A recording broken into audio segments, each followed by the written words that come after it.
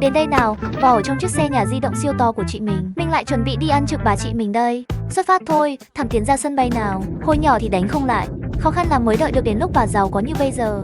Có mấy bạn thắc mắc sao mình không tự lái xe nhà di động đi. Tại vì mình muốn sang ở cái xe của bà đó.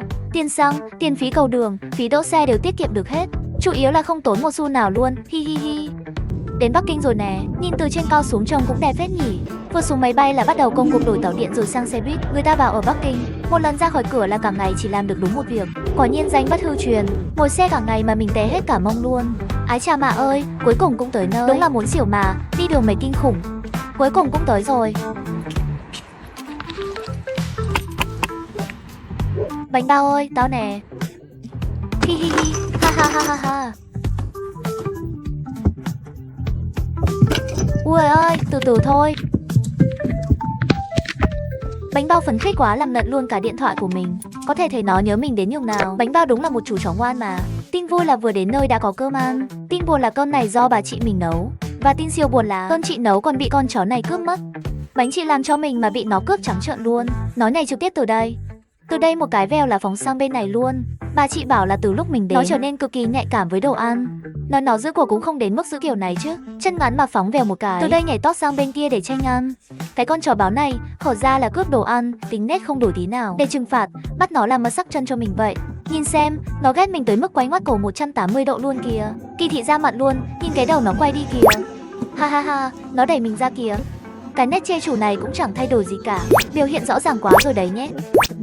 Tiếp theo đây sẽ bắt đầu cuộc sống trên xe của hai người một chó. Mà trong mắt bánh bao, có khi lại là hai con chó với một người ấy chứ. Đồ chó thối.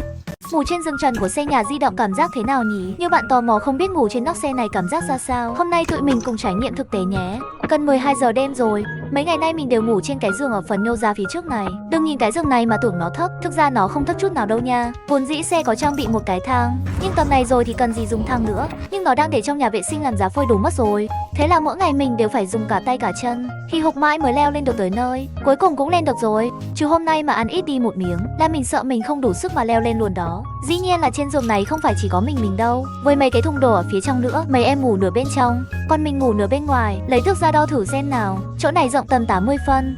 Nhưng để một mình Hạc Sương Mai như mình ngủ thì vẫn còn dư giả chán. Đừng nhìn giường hơi nhỏ nhé. Kéo rèm lại là tụi mình có ngay một căn phòng nhỏ độc lập rồi. Hi hi. Ngủ trên này cứ có cảm giác như hồi nhỏ chơi đồ hàng ấy. Đầu giường của mình còn có mấy cái móc treo đồ nhỏ nè. Trên đầu còn có một cái cửa sổ nhỏ. Trời nóng thì có thể mở ra cho thoáng khí. Bây giờ đi ngủ thì đóng cửa sổ lại, kéo rèm che riêng tư lên, cảm giác an toàn tràn trề luôn. Rồi còn có một cái đèn to siêu sáng. Phía đầu giường còn có thêm một cái đèn nhỏ để dành lúc nằm xuống nghịch điện thoại. Ngoài ra nó còn có cả đèn led trang trí nữa. Nhưng mà mình chẳng bao giờ dùng. Đây, đèn trang trí của nó đây. Định tạo cái bầu không khí gì ở đây không biết. Thôi bật lại đèn bình thường cho lành. Hé rèm ra nhìn xuống dưới một tí. Cái con cú đen tầng dưới vẫn chưa ngủ kìa. Tóc bà nhiều nên cứ để bà thức đêm đi. Mình phải chui lại vào cái giường nhỏ êm ái để đi ngủ đây. Chúc các bạn ngủ ngon nhé. Các bạn thấy ngủ trên giường trần này thế nào? Ngủ trên giường trần của xe nhà di động liệu có bị ngã xuống không? Rất nhiều bạn lo lắng sợ mình sẽ bị lăn xuống dưới. Hôm nay mình sẽ cho các bạn thấy thực tế ngủ trên đó có an toàn hay không nhé. Với kiểu leo lên leo xuống khác người như mình thì phải chú ý dẫm chân cho vững. Nếu không chưa kịp lên giường là đã tiếp đất rồi đó. Lần trước mình đang ngủ lơ mơ. Lúc xuống giường không dẫm chắc nên trượt thẳng xuống đầu xe luôn. Vậy nên đối với người già và trẻ nhỏ, việc leo lên leo xuống giường này sẽ hơi bất tiện một chút. Nhìn từ bên ngoài thì cái giường này trông giống như một cái hang vậy. Xung quanh nó đều được bao bọc cả rồi. Chỗ này có nguyên một tấm ván tre. Rồi cả mặt bên này cũng được chắn hết cả. Nên phần để mình ngã xuống thực ra chỉ có một khoảng nhỏ ở giữa thôi. Vì thế nên sẽ không bị rơi xuống đâu. Nhưng các bạn nhỏ thì tốt nhất vẫn không nên ngủ trên này nhé. Giả sử vị trí này là chân của mình. Chân mình đã chắn ở đây rồi nè. Vị trí này là chân của mình. Đây là phía đầu giường. Phía sau mấy cái móc treo này là một tấm ván gỗ. Chính là khung gỗ của cái giường này luôn.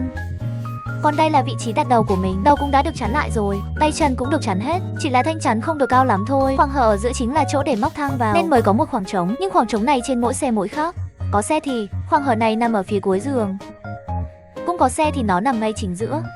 Giường trần còn có một ưu điểm nữa là tính riêng tư rất tốt.